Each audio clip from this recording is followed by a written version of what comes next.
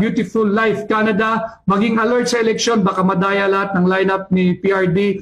Hindi po malayo yon. Speaking of, ngayon lang po ay binigyan ako ng kopya.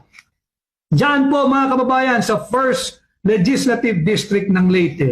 Nakausap ko po yung abogado ng ating kaibigan, si Nene Bacale, yung kandidatong independent at may isugdino bilang kongresista. Tinanggal po siya, hindi po siya sinama doon sa sample ballot na ipinakita ng Commission on Election. Kanina lang ho niya nalaman ito kahapon.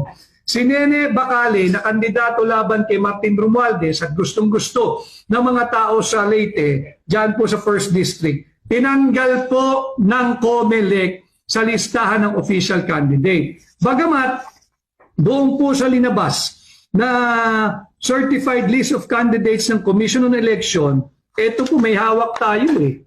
Kasali po si Nene Bacale, sinama po ng COMELEC yung kanyang pangalan dito sa certified list of candidates. At nung ginawa na po, inimprenta na yung balota at ipinakita yung sample, wala po yung pangalan ni Bacale Nene independent candidate para kongresista laban kay Martin Romualdez.